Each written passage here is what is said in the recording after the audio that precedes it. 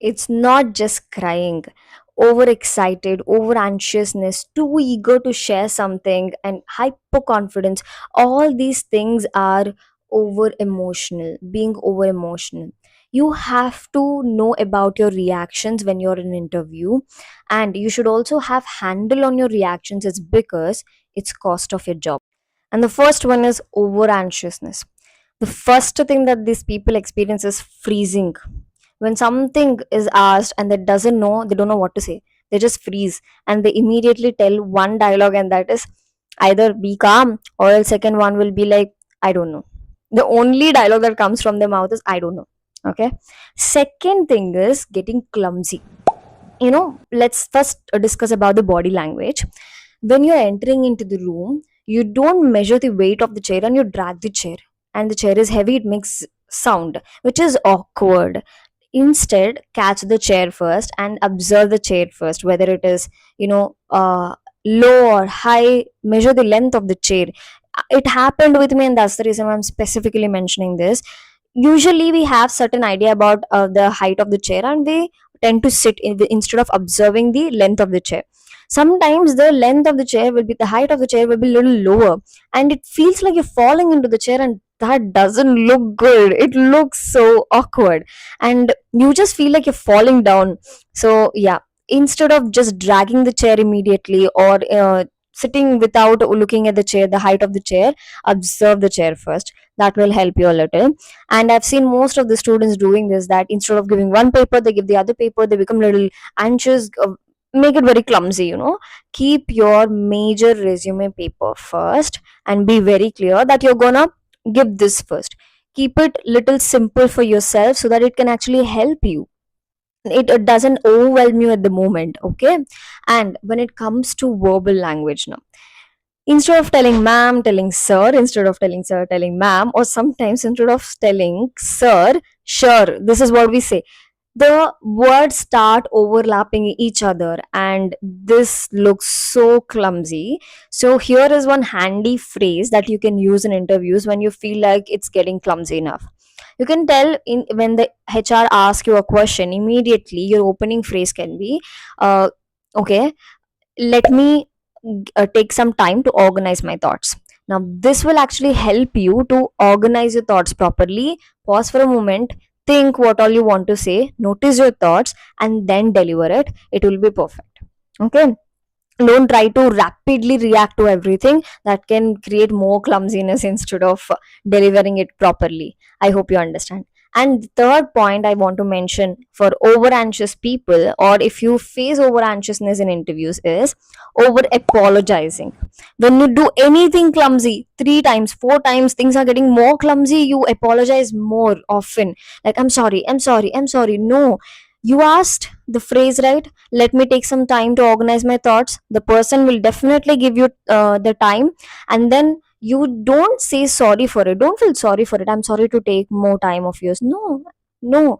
Instead, shift the phrase, thank you so much for your patience. They gave you time to think. It means that you're recognizing, they are actually noticing and recognizing your anxiousness, and they understood, and they gave you time to think. So you are being thankful for their understanding, their empathetic side. So instead of saying sorry, replace it with thank you, and say thank you for your patience, sir. This will literally create a lot of impact. No matter which business you belong to, you're always in a business of selling your skill set. Now when it comes to overexcited and too eager people, they oversell themselves. See, when it comes to overexcited people, they usually talk too fast, interrupt, overshare, or unable to express to the point. That means too much of elaboration, sometimes unnecessary elaboration as well, and unable to express themselves properly as well. Why did I say this last point? They're unable to express themselves properly. It's because I'll give you a small example. They're too excited that they don't wait until the question is completed. Let's say if someone asks me, like, do you dance well? Instead of answering the question, the term dance is what excites me a lot in this question. I started telling about, oh my god, I love dance. This is something that I really do every single day. He asked, do you dance daily? Or do you like dance? Yes, I like dance. I do perform every single day. This sounds formal. When you start telling that, oh my god, dance is something that I really love, it's my passion, it looks like very unsimilar to the question, what did he ask and what are you telling? Why are you getting excited? If you like, say you like it. If you do, if he asks whether you do it every single day, say yes, I do every single day. It's one of my passions. Keep it formal no matter what it is. Don't get overexcited.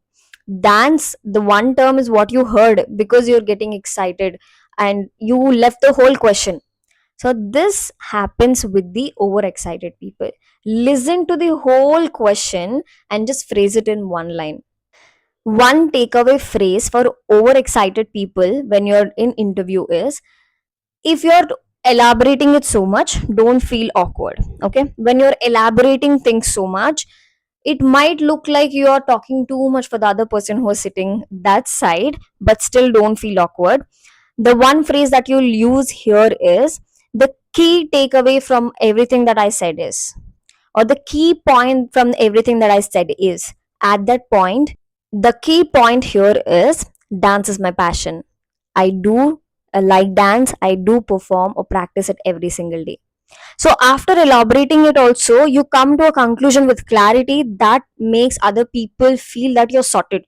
If you abruptly end the paragraph telling, oh, so yeah, that's the thing that I want to express, it seems like you want to express, you expressed it, you don't care about the other person, what he asked or what he want, what point he's looking for. It is not something that comes under behavioral etiquette, so you have to be little formal. So this phrase can actually help you. After elaborating, add this one line or one phrase that can help you feel you are also sorted, and it looks for other people also that you're sorted. The whole internet is talking about how to build confidence, and here ma'am is talking about hyper confidence. Yes, excessive expression of confidence can actually make you look fake or sometimes even dominant, you know. See, when you are stating something in a very declarative tone, when you declare something or to depict or to show your confidence, it can push away people who have very good ideas. They will never project their ideas because you already declared something there, which is not good for you because you will lose good suggestions, right? So, and one more thing also, it is said that hyperconfident people or people who excessively express confidence usually hide their insecurities or weaknesses behind their arrogance. Be very, very careful. If the HR or the interviewer is actually triggering you, it means that if you get triggered, if you say statements like, I don't mean that, that clearly states that you are hiding something behind your arrogance, and that will be clarified by the HR. The other person who is sitting at that side is very clever. So if you say something like, I factors, I know this, I didn't mean that, that is not what I meant, like the tone, the body language, or the way you say clearly shows whether you're trying to hide it behind the arrogance or whether you're truly confident. Okay, be very careful. Now, this can actually help even though if you declare something. For example, let's say I said that meeting can be held in presentation room. Instead of can be, I use the term the meeting will be conducted in the presentation room. I declared it already, and now this looks very dominant. The other people who have better idea actually will back off because they don't want to project it anymore because you already declared it. Instead, after you declared already, at least after you declared it, add some kind of open phrase like, this is what I actually meant, but you can suggest if you have any better idea. I'm open to take it. So at least this can help you to neutralize the statement. Don't try to hide in your arrogance. If you don't neutralize the situation, things will become more worse. So don't use the I factor more in the interview. Don't talk in a very dominant or declarative tone. Instead, try to neutralize your tone. Even though you spilled something out, but still try to add something on so that it will get neutralized. Instead of using I factors, you can say, with my experience, what I learned. You can just rephrase this term. I know I didn't mean that. With my experience, what I learned is, that sounds little soft, that sounds little humble. Okay, we spoke about all these kind of things, all these kind of emotions, but what about sensitive people? I see you guys. So, when it comes to sensitive people, emotional misplacement is what you have to check. When you come out, socialize, you no need to own others' emotions. Keep a distance. Just thinking in your mind that, oh, he's an outsider, I no need to take his words seriously. That emotional distancing can help you from not triggering with whatever he says. When it comes to your family, when your mother is shouting on you with anger, then just thinking in your head that she's my mom, it's okay, I can own her emotions, can actually help you to control your anger. We have a problem with owning completely also. Sometimes we have a problem with keeping a distance also. We emotionally misplace things. Sometimes we take outsiders' emotions or outsiders' dialogues or their words very seriously. It hit us.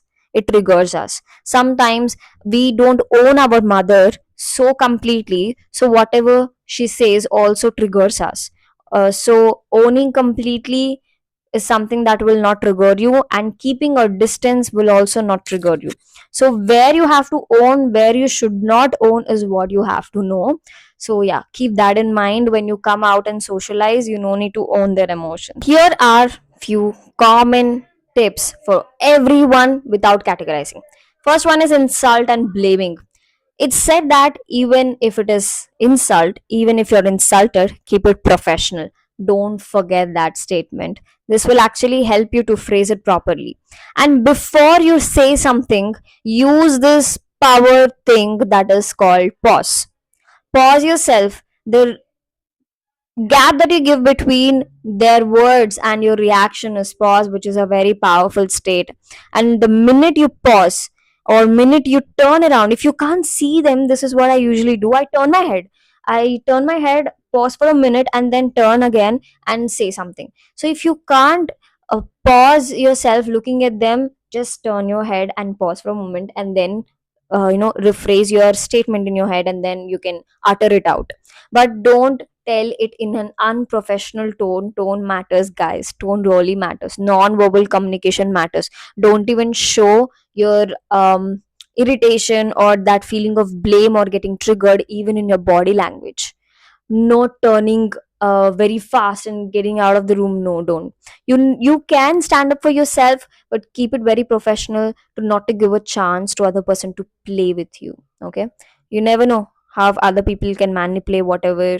Yeah, I don't want to get into office politics, but yeah, coming back to the point, simple reactions are very powerful. Now these are my favorite, to be honest. Now these are like the power pack replies. I'll tell you one small story. This is what I learned from one of the directors of certain university when I went to meet her on a work. So this is what I actually explained. She's really beautiful. She's really, really beautiful. And her sari, her skin tone, I was so um, surprised looking at her. And I said that after I'm done with all my work, when I'm heading back, I just gave her a compliment. Ma'am, you look really beautiful. And she replied back without any kind of body language or any kind of facial expressions. She didn't even smile. She just said, "Thank you so much." So that kept me at certain boundary. I couldn't take much more privilege or much more lenience to go ahead and say that her sari is actually very beautiful and that color is complementing her skin tone. I couldn't say that because her small gesture, that not giving any facial expression or even a smile and telling thank you, has kept me at a certain distance, right? So these kind of simple reactions will actually impact a lot. Now I implemented this. I really implemented. I have one certain faculty in my present college. Oh my god, I'm expressing this. I don't know why, but I really want to share. He triggers me a lot. Okay, he really triggers me a lot. He point out how I look or my how thin I am, etc., etc. It used to trigger me initially, but later I started replying with him very simple replies, and I stopped smiling in front of him. This showed lot of impact. I go to him, talk to him in a very professional tone without any facial expressions, no expression at all. It's just like a blank expression. Go, tuck tuck tuck, do your work, express it, explain it, come out. No smiling. That kept him at a very certain distance, that he stopped using such dialogues. This works. Simple reactions are powerful. If someone tells you something, just use one little phrase, lol, okay. That's informal. With your friends you can do that, but in professional if you can't. But isn't that powerful? When someone talks about your body shaming, if you simply say lol, okay, it means that they're doing fun. It means that it just triggers them. It just triggers them. I just can't exactly explain, but it will trigger them. So this is what I want to say. Simple reactions impact a lot. They are powerful reaction, guys. So finally, interviews are not to test how emotional you are, but to test how well you can handle your emotions. So let's raise with balance, because you no need sacrifices with smart choices. This is me, Rupa, signing off.